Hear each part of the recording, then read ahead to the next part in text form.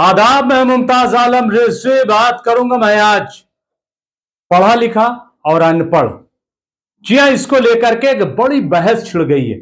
हालांकि यह बहस काफी पुरानी है, खास तौर से जो हमारे वजीर आजम है नरेंद्र मोदी, उनको लेकर के, क्योंकि अरविंद केजरीवाल जो दिल्ली के मुख्यमंत्री हैं, वो बराबर हमला करते रहे हैं पीएम मोदी पर कि वो अनपढ़ है। लेकिन अभी क्यों चर्चा हो रही, इस पर हम बात करेंगे। तो दरअसल एक टीचर जो अन अकेडमी में पढ़ाता है, उसका नाम है करण सागवान।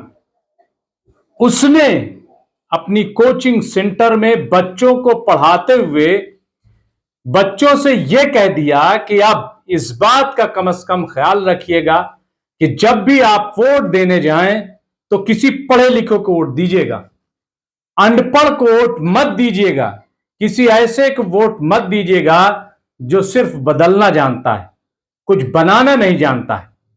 यह बात करण सागवान ने कही और यह वीडियो इतनी तेजी से वायरल हो गया कि हंगामा मच गया। और उसके बाद, जैसा कि पहले भी होता रहा है, कि इस टीचर को, करण सागवान को अन अकेडमी ने निकाल दिया।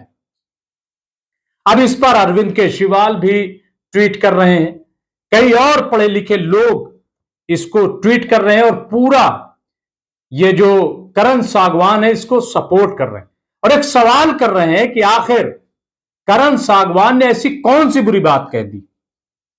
आखिर कौन ये चाहता है कि देश का जो लीडर चुना जाए, चाहे वो सांसद हो या फिर प्रधानमंत्री का चुनाव हो, ये कौन चाहता है कि वो पढ़ा लिखा ना हो, वो तालीम याफ्ता ना हो, बल्कि जाहिल हो और कुछ ना जानता हो? ऐसा कौन चाहता है? और टीचर की जिम्मेदारी क्या है?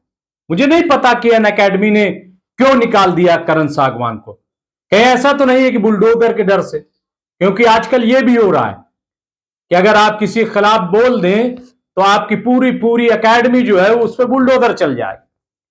यह भी हो सकता है। मैं इसलिए अन अकेडमी के जो स्टाफ है, जो मालिक है, मैं उनको कुछ नहीं कहना चाहता, क्योंकि डर और दबाव बहुत बड़ी चीज है आज के वक्त में।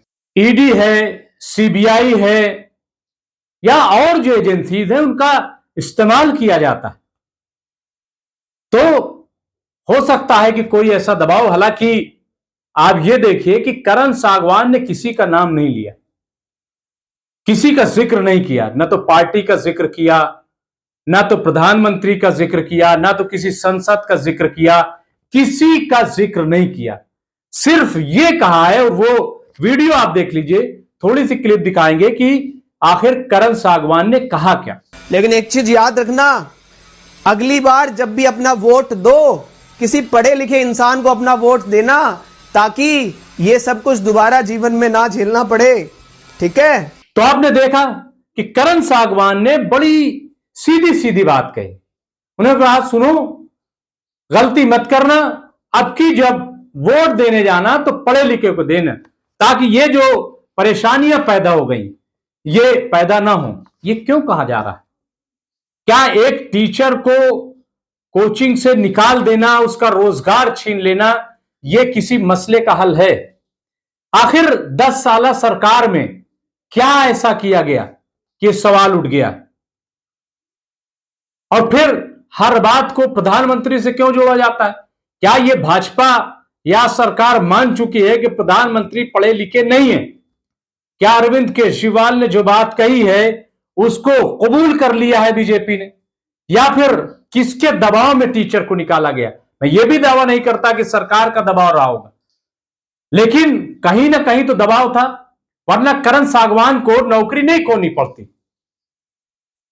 अब अगर आप देखें, जो करण सागवान ने हालांकि 2 जुमले कहे, लेकिन अब 2014 से और अब तक के जो कारनामे हैं वो अगर आप देखेंगे तो अंदाजा हो जाएगा कि वाकई सरकार ने क्या ऐसा काम कर दिया।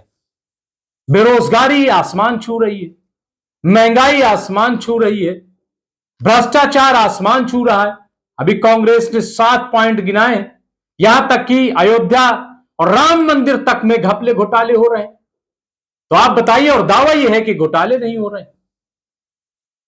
खुद आरएसएस ने अपने पर्चे ऑर्गेनाइजर में लिखा कि कर्नाटक में हम सिर्फ इसलिए भी आ रहे हैं कि वहां हमें भ्रष्टाचार का दिफा करना पड़ा, उसका बचाव करना पड़ा। सरकार का दावा यह है कि न खाऊंगा न खाने दूंगा।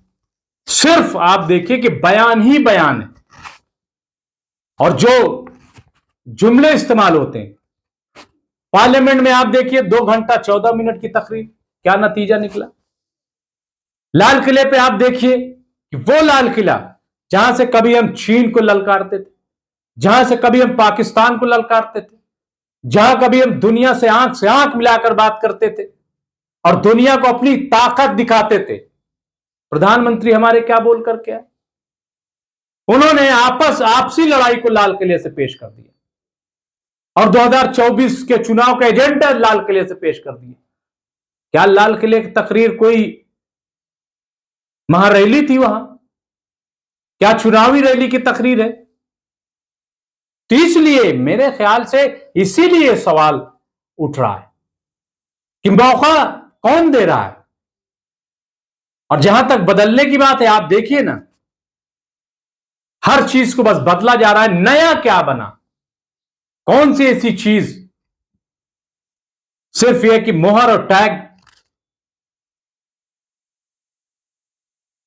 आज हालात जो मुल्क के, नफरत का माहौल है, लोग डरे हुए हैं। जो सरकारी सरमाया था वो प्राइवेट में चला गया। तो इसलिए मुझे लग रहा है कि ये करण सागवान ने जो बात कही है, माफ कीजिएगा, वो किसी एक टीचर की आवाज नहीं है। मुझे लग रहा वो हिंदुस्तान के करोड़ों करोड़ नौजवानों की आवाज है। और इस आवाज को अभी भी वक्त है, मैं समझता हूं कि बीजेपी को भी समझना चाहिए और मोदी सरकार को भी समझना चाहिए कि काम ही जो है वो बोलता है। बयान देने से कुछ नहीं होता है कि बयान दिया जाए सिर्फ और उससे बात बन जाएगी।